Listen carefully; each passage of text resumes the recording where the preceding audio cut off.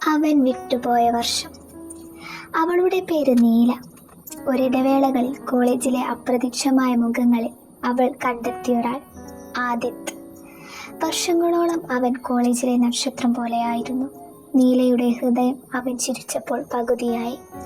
അവൻ അതറിയാതെ അവൾ ഏതാനും നിമിഷങ്ങൾക്കായി അവനുമായി കണ്ണുകൾ കുത്തി നോക്കി, ഓർമ്മകളായി സൂക്ഷിച്ചു. പക്ഷേ സംസാരിക്കാൻ ഒരിക്കലും ധൈര്യമുണ്ടായിരുന്നില്ല. പ്രണയം അവളുടെ ചുണ്ടുകളിൽ വന്നില്ല, മനസ്സിൻ്റെ അന്തസ്സിലായിരുന്നു. അവസാനം കോളേജ് ഫെയർവെൽ ദിനം. ആദിത്ത് പോവുകയാണ്. വേദനയെ മറക്കാൻ നീല പുഞ്ചിരിച്ചു. അവൻ്റെ ചുവടുപതിപ്പുകളെ കണ്ണാക്കി നോക്കി. പോകുമ്പോൾ ആദിത്ത് പിന്നിൽ തിരിഞ്ഞു നോക്കി. ഒരു ചെറു പുഞ്ചിരി, അത്രമാത്രം.